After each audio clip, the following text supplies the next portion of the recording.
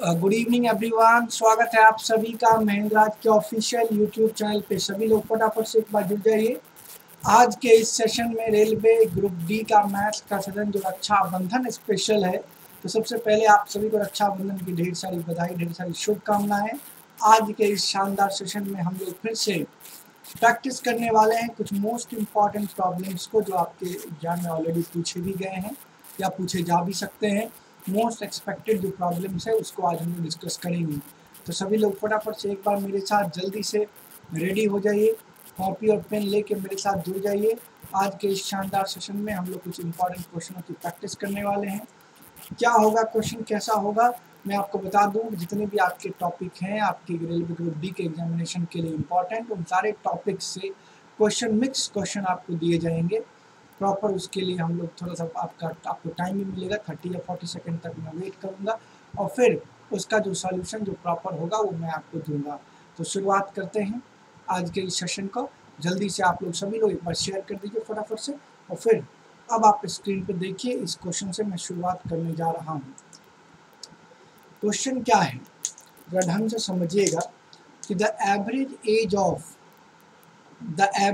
Of mother and her 6 children, बोलता है माता का और उसके 6 बच्चे का एवरेज एज 12 साल है, which is reduced by 5 years, वो 5 साल से कम हो जाएगा।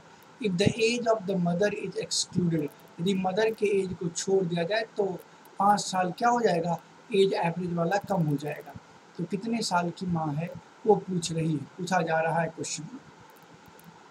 तो जल्दी से आप सभी लोग इस सवाल का जवाब दीजिए। आसान सा सवाल है आपके स्क्रीन पे। क्या होगा इस सवाल का सही जवाब?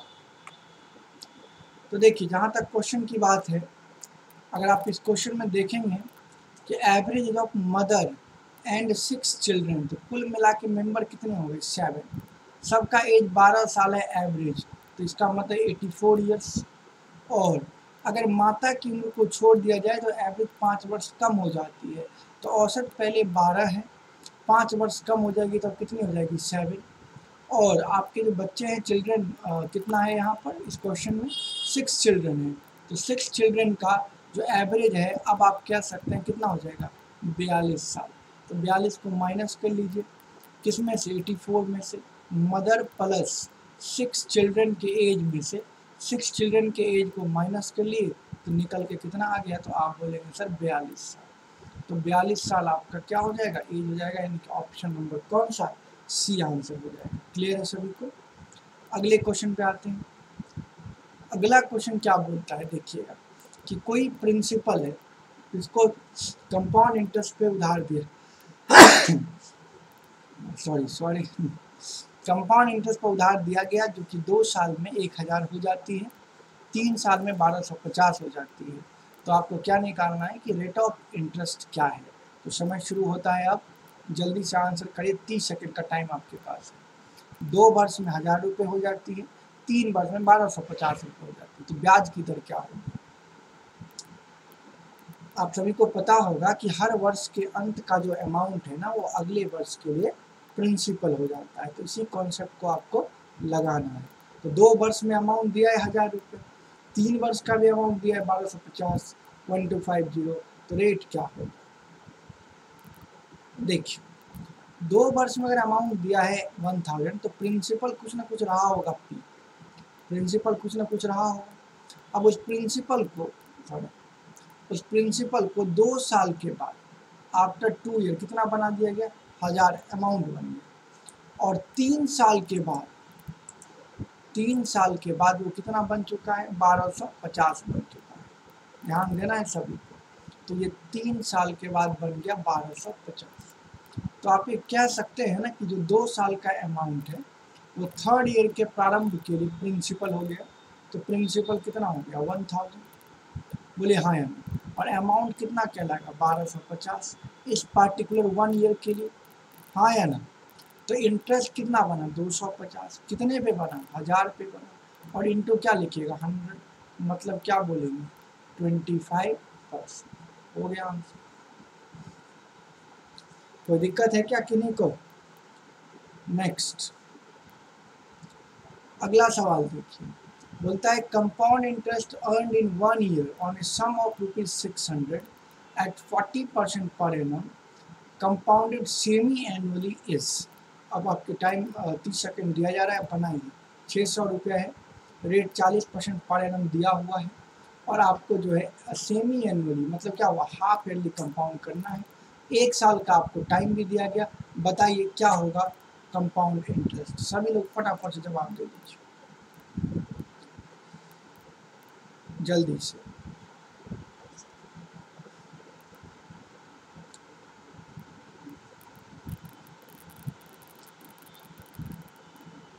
Very good. देखिए बहुत सिंपल सवाल है। रेट कितना दिया हुआ है?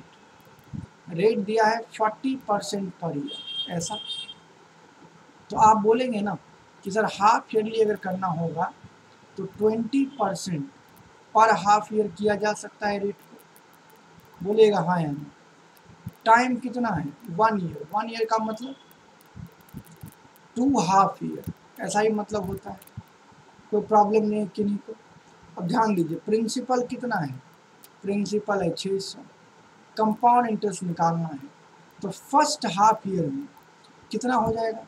तो सिंपली 600 का 20% यानी 120 रुपये। ये फर्स्ट हाफ ईयर के लिए हो गया। नहीं हो गया? बताइए हाँ या नहीं। सेकेंड हाफ ईयर के लिए क्या होगा? तो सेकेंड हाफ ईयर के लिए 120 रुपया तो बनेगा ही। बोलिए हाँ या ना। और फर्स्ट हाफ ईयर का जो 120 है उसका भी 20% बनेगा, यानी कुल मिला के कितना बनेगा? 24। तो टोटल सीआई कितना बना? तो आप बोलेंगे 120 प्लस फर्स्ट हाफ ईयर का, और सेकेंड हाफ ईयर में 120 प्लस 24 यानी कि 144, ऐसा ही बनेगा। दोनों को ऐड कर लीजिए तो 264 आपका क्या हो जाएगा? आंसर। करेक्ट आंसर कौन सा हो जाएगा? बी। क्लियर है सभी को? आसान है। चलते हैं नेक्स्ट क्वेश्चन। नेक्स्ट क्वेश्चन बनाइए कि रेडियल जो है स्फीयर का 9 सेंटीमीटर है, इसको मेल्ट किया गया और एक वायर बनाया गया, इसका डायामीटर 2 मिलीमीटर है, mm दिया हुआ है। तो लेंथ ऑफ वायर मीटर में पूछ रहा है। जल्दी से आंसर करिए, 30 सेकेंड का टाइम। याद रखना होगा milli, centi, decimetre, deca, hecto, kilometre table पढ़े होंगे ना बचपन में, तो उसको ध्यान रखना है, उसी का यूज करना है। कि स्फीयर का रेडियस आपको कितना दिया गया? 9 सेंटीमीटर। ये आपका स्फीयर है, ऐसा। इसका रेडियस दिया है 9 सेंटीमीटर, ऐसा। और बोलता है कि इसको मेल्ट किया गया और क्या बनाया गया? वायर बनाया गया। इसका डायामीटर कितना है? 2 mm। तो आप जानते हैं मिली सेंटी, 10 mm का मतलब है 1 सेंटीमीटर। बोले हाँ या नहीं। 10 mm मिली, सेंटी, डेसी, मीटर, ऐसा होता है। याद रखिएगा, मिली, सेंटी, डेसी, मीटर, ऐसा। Deka, hecto, kilometre. तो 10 मिलीमीटर का मतलब क्या होगा? 1 सेंटीमीटर। और 10 सेंटीमीटर का मतलब क्या? 1 डेसीमीटर।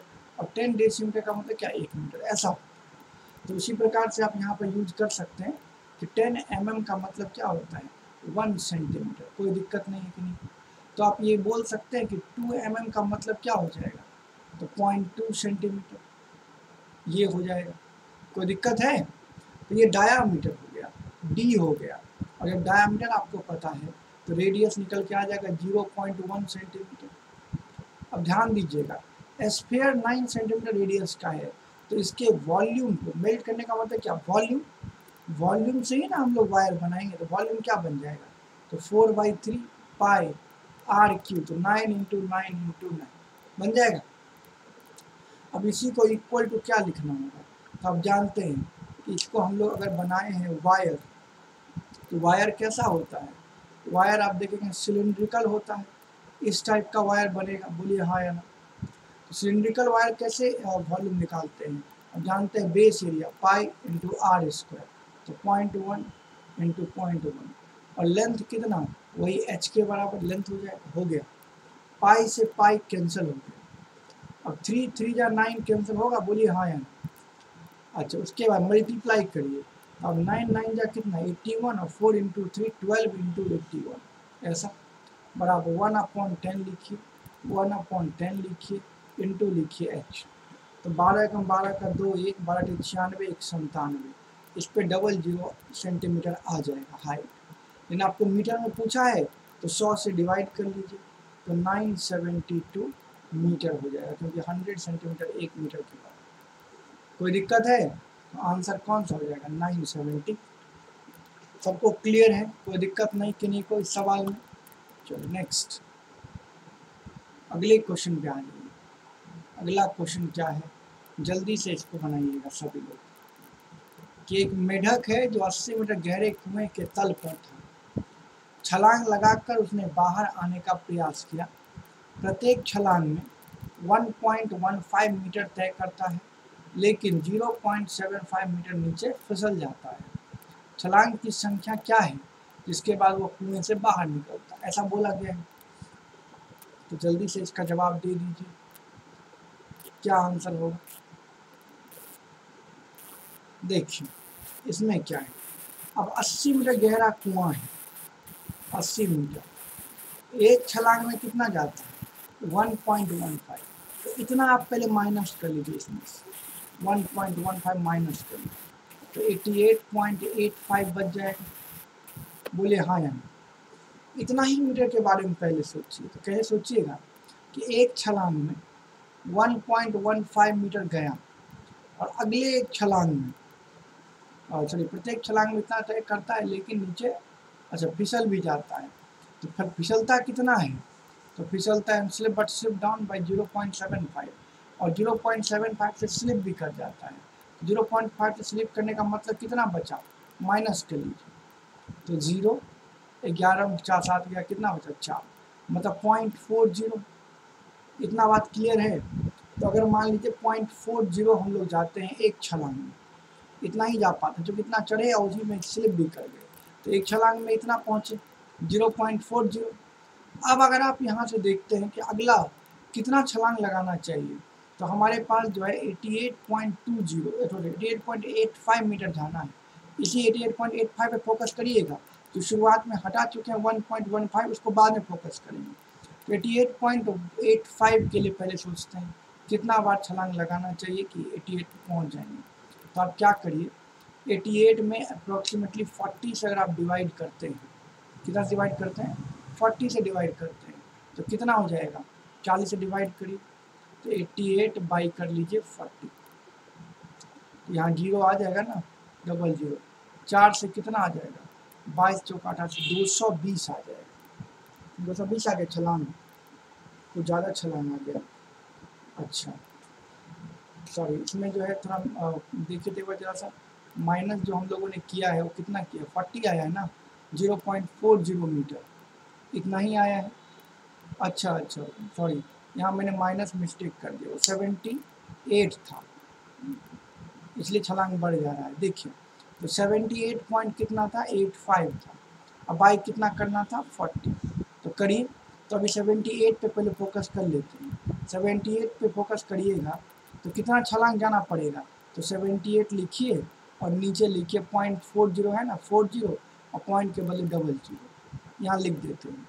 कितना छलांग लगाना पड़ेगा तो 4 एकम 4 3 7 38 4 9 36 3 38 30 4 7 28 2 30 लगभग 197 छलांग में वो कितना जा रहा है 780 के आसपास। तो आप ऑप्शन भी देख ही रहे हैं तो 198 छलांग पहले निकाल लीजिए 198 छलांग। तो अब कितना डिस्टेंस गया देख लीजिए 4 8 32 का 2 बच गया 3 19 चौका 76 और 3 कितना 79 792 चले जाते हैं।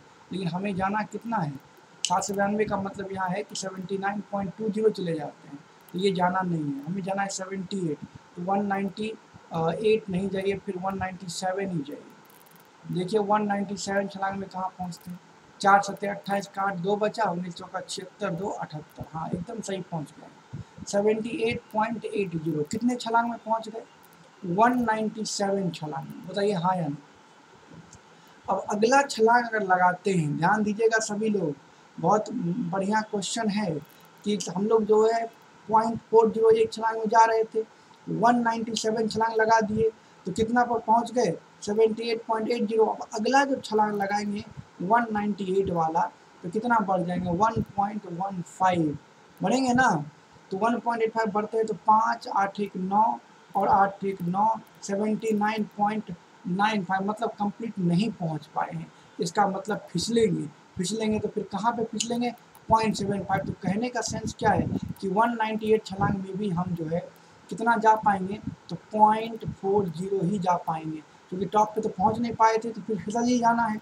तो इतना ही जोड़िए इसमें। तो 8 4 12 का 2 1 आ गया 78 1 79 79.20। और लास्ट जब 199 छलांग लगाएंगे तो अब आप 1.15 जाते हुए टॉप से ऊपर चले जाएंगे। मतलब आंसर क्या लिखिएगा 199 छलांग, मतलब ऑप्शन नंबर डी हो जाएगा। समझे सभी लोग कि नहीं समझे? कोई कन्फ्यूजन तो नहीं है?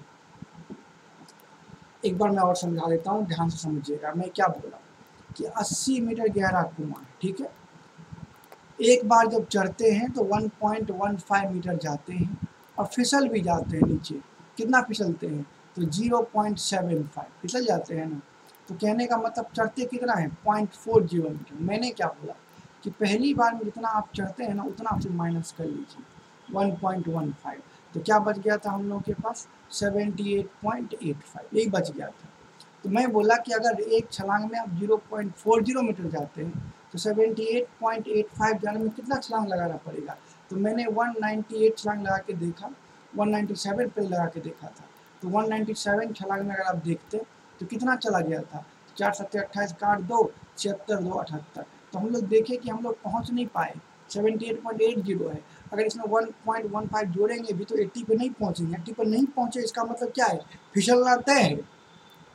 अगर टॉप पे पहुंच जाते तो नहीं फिसलते। अगर मान लीजिए एक छलांग और इसमें ऐड करते और 1.15 हम लोग जाते तो हम लोग पहुंच नहीं पा रहे हैं, कुछ कम रह जा रहे हैं, मतलब कुछ कम रह गया तो फिसलना तय है। इसीलिए अगले एक छलांग में आप चूँकि टॉप पे नहीं पहुंचे हैं तो केवल 0.40 ही जा पाएंगे। मतलब आप कितना पे रहेंगे तो 79.20 पे रहेंगे 198 छलांग में। और लास्ट वाला छलांग लगाइएगा तो 1.15 और बढ़ेंगे तो 80 क्रॉस कर जाएंगे। मतलब कितना छलांग लगाना पड़ा तो आप बोलेंगे 199 छलांग आपका आंसर हो गया। अब आप समझ गए होंगे। चलिए नेक्स्ट अगला सवाल। टोनू ने मोनू के निवेश से 10% अधिक और सोनू ने मोनू के निवेश से 10% कम निवेश किया। यदि सभी व्यक्तियों का कुल निवेश 60,000 है तो मोनू का निवेश क्या है? ढंग से बताइएगा। बहुत अच्छा सवाल है। टोनू ने मोनू से 10% अधिक निवेश किया और सोनू ने मोनू के निवेश से 10% कम किया। सब सिस्टम में सेट है। थोड़ा टेक्निक आप लगा सकते हैं रेशियो का, तुरंत आंसर हो जाएगा। देखिए कैसे 10% का मतलब 1/10। तो टोनू ने मोनू के निवेश से 10% अधिक निवेश किया है। तो आप जिसके रेस्पेक्ट में कंपेयर करते हैं वो तो नीचे रहता है ना। तो मोनू को लिख लें 10, बताइए हाँ या ना। तो सोनू 10% क्या किया अधिक, तो 11 हो जाएगा। बताइए हाँ या ना। बिल्कुल हो जाएगा। उसी प्रकार सोनू ने मोनू से 10% कम निवेश किया तो 1/10 फिर होगा। तो इसका मतलब मोनू अगर 10 है तो सोनू कितना हो जाएगा, ये 9 हो जाएगा। यस और नो, हाँ या ना। अब तीनों का तो आपका इनकम मिल गया। अब बोलते तीनों व्यक्तियों का कुल निवेश 60,000 है।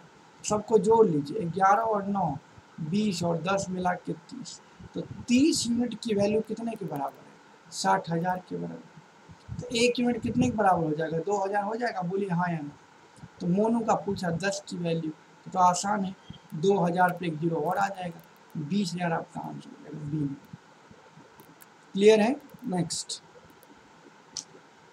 अच्छा अगला सवाल आपके स्क्रीन पे आ गया कि अरिथमेटिक प्रोग्रेशन में 19th टर्म कौन सा होगा। जल्दी से बता दीजिए फटाफट से एक बार सभी लोग। 19वां टर्म कौन सा हो जाएगा 19th टर्म?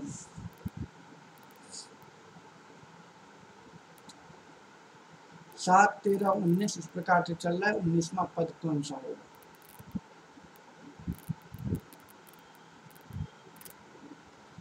देखिए एपी का कोई भी सीरीज हो तो आपको एक फॉर्मूला ध्यान रखना चाहिए कि nth term of an AP इसको हम लोग लिखा करते हैं टी एन और इसका मतलब होता है ए प्लस n-1 इंटू में डी एस।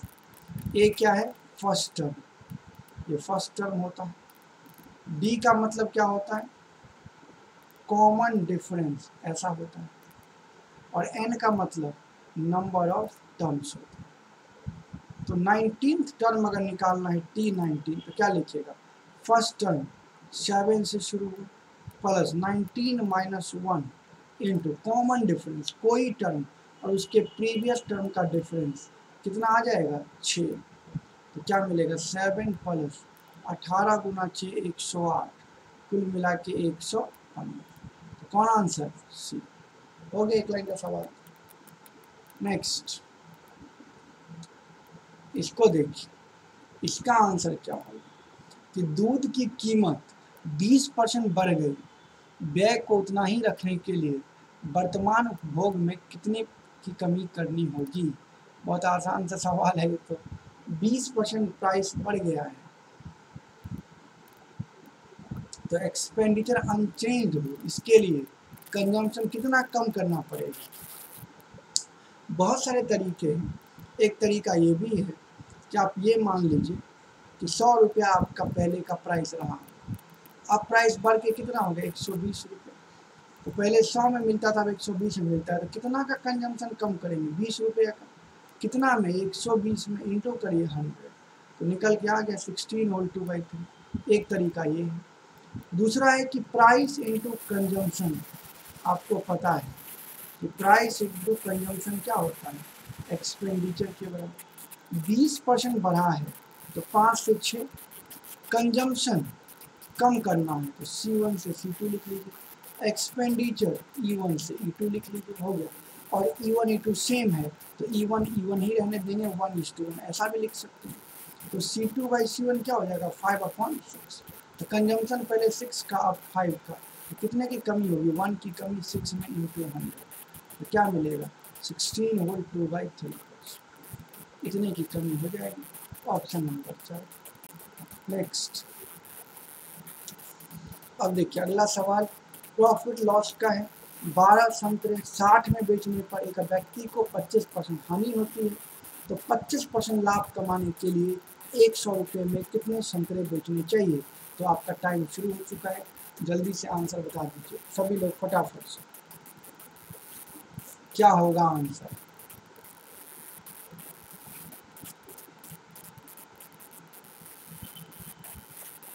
इसके लिए मैं एक शानदार ट्रिक आप लोगों को बताया था, क्या कि रुपीज को नीचे लिखा करिए, आर्टिकल को ऊपर लिखिए। रुपीज नीचे लिखिए, आर्टिकल ऊपर लिखिए। याद है ये ट्रिक? तो लगाइए। 60 रुपीज में 12 संतरा बेचे, रुपीज नीचे आ गया, आर्टिकल ऊपर। 25% का नुकसान हुआ तो 75% लिखें, मल्टीप्लाई करें, सीधा सेलिंग प्राइस से मल्टीप्लाई कर देना है, हो गया इक्वल टू, फिर लिखिए नीचे में रुपीज, 100 रुपीज है। अच्छा, कितना संतरा बेचना चाहिए? x। कितना का प्रॉफिट हुआ? 25 का, तो लिखे 125%, ऐसा। अब देखिएगा 25 से 3 बार में, 25 से 5 बार, 20 से 3 बार में, 20 से 5 बार में, 5 5 खत्म, 3 3 खत्म, तो x बराबर सीधा क्या आंसर? 5। हो गया आंसर, ऑप्शन नंबर। क्या करेक्ट है? सभी कुछ समझ में आ गया अच्छे से?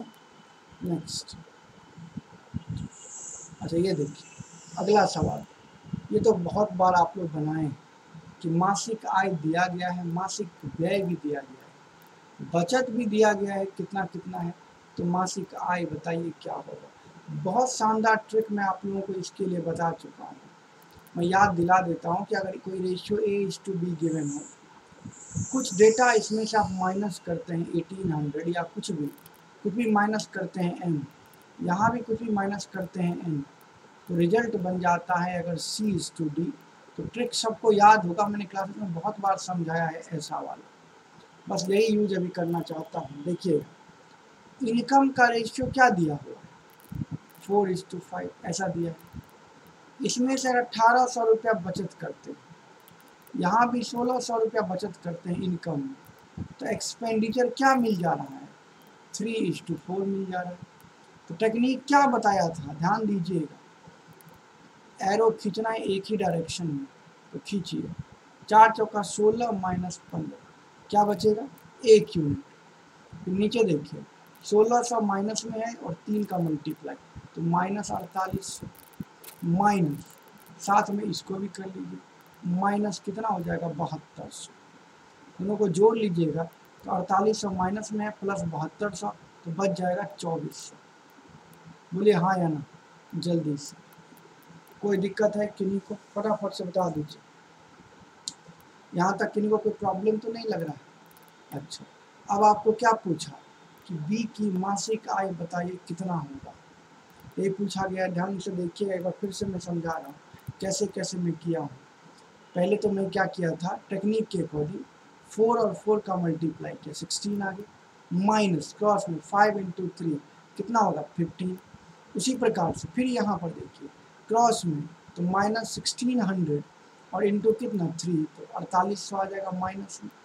फिर माइनस और यहाँ जब मल्टीप्लाई करेंगे 18 चौका कितना 7200, तो प्लस में ना आ जाएगा, माइनस माइनस प्लस, एक स्टेप लिख ही देता हूँ, माइनस 4800 और प्लस 7200, ऐसा हो जाएगा। तो क्या बचेगा 2400 बच गया, बोलिए हाँ या नहीं। ऐसा 1 यूनिट 2400, तो आपको किसका इनकम चाहिए बी का, 5 यूनिट कितना हो जाएगा, तो 5 यूनिट निकालेंगे तो 2400 गुना 5। अच्छा ऑप्शन थोड़ा अलग दिया हुआ है, हाँ ऑप्शन थोड़ा अलग तो जरूर दिया हुआ है। अच्छा एक बार और जरा चेक कर ले जाए, गड़बड़ तो नहीं ना किए कहीं। इनकम क्या दिया था 5-6 ही दिया था ना। अच्छा और एक्सपेंडिचर कितना है 3-4 ना। बचत कितना करते हैं 1800 और 1600। ओ मैंने रेशियो लगता है कुछ गड़बड़ लिख दिया। अच्छा रेशियो मैंने मिस्टेक कर दिया था। देखिए 5 चौका यहाँ क्या था 20, अब माइनस यहाँ क्या था 18, सॉरी मैंने मिस्टेक कर दिया था। तो क्या 2 यूनिट बच रहा था, 1 नहीं 2 बच रहा था। तो 16 या कितना 4800 और यहाँ क्या था 72, तो प्लस 7200, मिस्टेक हो गया था। तो 2 यूनिट कितने के बराबर 24, वो 1 यूनिट नहीं था 2 यूनिट था, तो 1 यूनिट कितना आ जाएगा 1200 ऐसा। तो आप निकाल सकते हैं 6 बराबर 7200। तो टेक्निक लगा के आंसर बता सकते हैं, 4 हो जाएगा। दूसरा भी मेथड है, लेकिन बाकी मेथड जो है ना उसका बेसिक है, वो क्या है तो आप जानते हैं ना, इनकम माइनस एक्सपेंडिचर सेविंग्स होता है। तो इनकम दिया है 5:6, तो लिखेंगे 5x 6x, और सेविंग्स को माइनस कर लीजिएगा अगर इसमें से, तो एक्सपेंडिचर बच जाएगा। और अगर एक्सपेंडिचर को ही माइनस करने की कोशिश करेंगे तो 3y 4y लिखना पड़ेगा, बोलिए हाँ यार। ये बराबर 1800, ये हो जाएगा 1600। ये भी तरीका है करने का, लेकिन ये सब बेसिक तरीका है, सब करते नहीं हैं, ट्रिक ही लगाते हैं। आई ना बात समझ में सबको? चलिए आज की क्लास को मैं यहीं पे रोकता हूँ। आप सभी लोग जुड़ते हैं, सबको बहुत बहुत धन्यवाद। डेली क्लास चलती है मेरी शाम के 6:30 बजे। डेली मेरे साथ जुड़िए, अच्छे क्वेश्चनों के साथ मैं प्रैक्टिस करवाता हूँ आप सभी को। डेली मेरे साथ रहेंगे, धीरे धीरे क्वेश्चन प्रैक्टिस करते करते जो है मैथ सीख जाएंगे, कैसे प्रैक्टिस करना है, कैसे एग्जाम में क्वेश्चन करना है। तो हर तरह के सवाल आपको मैं कराता हूँ, तो डेली मेरे साथ जुड़िए शाम के 6:30 बजे। और आपका पेपर भी अब शुरू होने वाला है, 17 तारीख से शुरू हो जाएगा आपका ग्रुप डी का एग्जामिनेशन भी शुरू हो जाएगा, तो वो भी क्वेश्चन मैं आप लोगों को करवाऊंगा। Thank you everyone, thank you so much. फिर से आप सभी को रक्षाबंधन की ढेर सारी बधाइयाँ, शुभकामनाएं। Thank you.